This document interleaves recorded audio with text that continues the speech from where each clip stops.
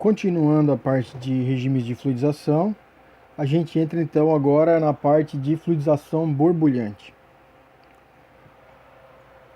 O regime borbulhante, então, aqui conceitualmente, na mínima fluidização, o leite se comporta como um pseudolíquido, né? A gente já viu. As partículas do grupo B e D, um excesso de vazão de ar a partir da mínima fluidização, levará ao aparecimento de bolhas. Então a gente viu que quando está na mínima fluidização, ele praticamente está parado, mas está sob efeito das pressões ali do arraste e do peso iguais. Então a partir do momento que você ultrapassa esse limite, você começa a ter aparecimento de bolhas. A suspensão da fase sólido-gás nas bolhas é chamada de fase de emulsão. A velocidade superficial da fase é pouco acima da velocidade de mínima fluidização. Então, pessoal, o que aparece aqui? Ó? Os regimes borbulhantes, eles normalmente estão localizados nesse gráfico aqui, nessa região.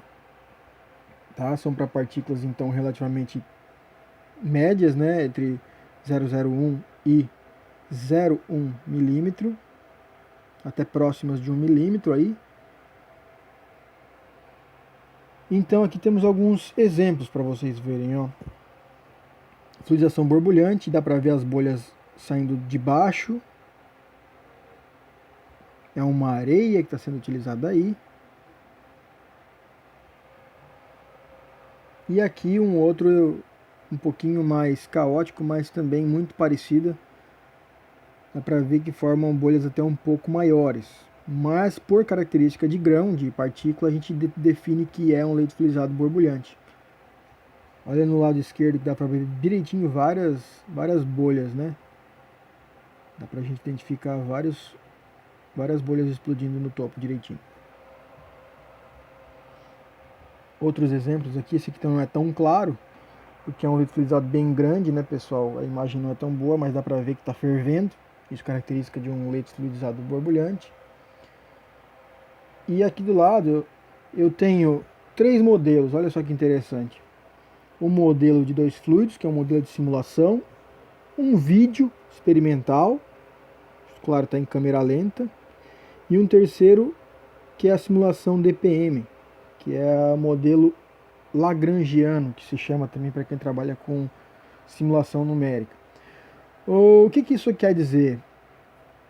O do meio é referência, né? É como que se comporta. Olha lá, as bolhas no fundo vão se juntando. Vou botar de novo. As bolhas do fundo vão se juntando, formando bolhas maiores que eclodem no topo. Os 3 modelos mostram isso.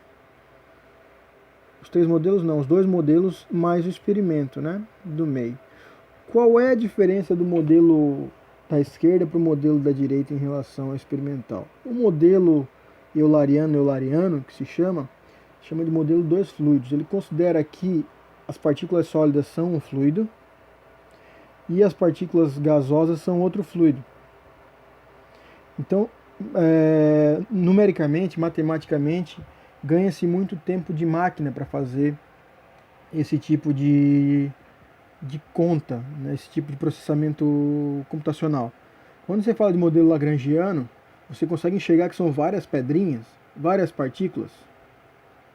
Cada partícula daquela ali, a cada fração de segundo, ela é feito o cálculo de aonde ela está indo, qual a força que está agindo sobre ela, quais as partículas que estão interagindo entre elas. Então agora você imagina que a partícula lá de cima está sofrendo influência de uma partícula lá de baixo.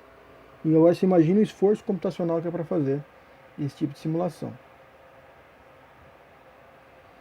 O regime de fluidização tipo slugging, ou com epistonamentos, ou tipo jorro, a gente já tinha visto. Ele está localizado aqui nessa região, ou seja, para partículas maiores, né, e mais próximas às da velocidade de fluidização, de mínima fluidização. Condições onde o equipamento opera naturalmente com área. Equipamentos que operam nessa condição normalmente têm sua área de seção transversal grande o suficiente para evitar o fenômeno de slugging.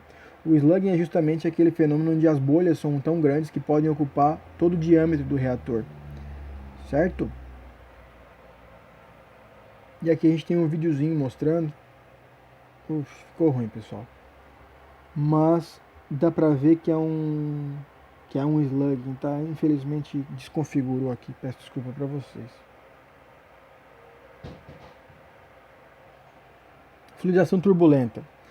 A fluidização turbulenta é aquela onde a gente não consegue mais enxergar claramente a diferença entre uma bolha e o sólido. Você consegue observar regiões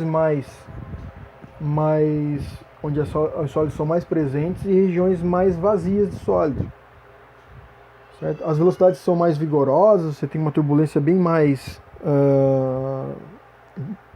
maior, então a mistura também acaba sendo bem mais violenta. Ele ocorre então nessa zona aqui, pessoal, considerando ali partículas um pouco menores de velocidades já bem mais altas, né? Eles ocorrem com velocidades acima dos regimes borbulhantes, verificou-se um aumento significativo da expansão do leito, né? O leito que era relativamente baixo nos regimes borbulhantes, por exemplo, passam a ser maiores, porque você tem mais espaço de ar confinado ali entre as partículas, né? Não é possível observar bolhas bem definidas e sim grupos de aglomerações de partículas de gás. O topo do leito não fica bem definido e adotamos o leito como uma porção maior de concentrações de partículas. Na verdade, todo o seu reator, todo o seu equipamento vai ter partícula em alguma quantidade, mas só as partículas mais finas vão ser arrastadas para cima. Então acontece naturalmente uma zona mais embaixo do seu leito, onde vai ter mais particulado, uma região mais densa de partículas e uma região menos densa no topo. Então a gente adota como leito do leito fluidizado essa zona mais densa. E aqui um exemplo para vocês verem o que é uma fluidização turbulenta. Não há definição literalmente de o que é bolha. Você consegue enxergar que tem espaço vazio, você consegue enxergar que tem espaço mais cheio, mas é altamente turbulento e caótico. E outra coisa que dá para ver agora com a imagem parada é que lá embaixo, essa espécie de fumaça provocada pelas partículas mais ar é uma fumaça mais densa. E aqui em cima, na parte mais superior, você consegue enxergar aqui uma área menos densa, mais diluída, e aqui mais densa.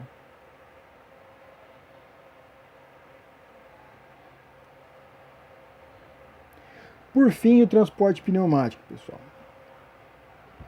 Então, o transporte pneumático está localizado aqui nas partículas ainda mais finas do grupo A, aqui, né? Ele separa grupo A aqui,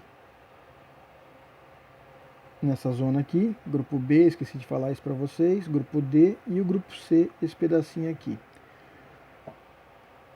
O transporte pneumático ele se localiza então das partículas grupo A para baixo. Não há distinção de leito e freeboard ou de leito e zona menos diluída, porque, em teoria, toda a extensão do seu equipamento tem a mesma quantidade de partículas por volume, a mesma densidade de partículas, a mesma quantidade de partículas igualmente distribuídas pelo seu riser, pelo seu tubo de ascensão.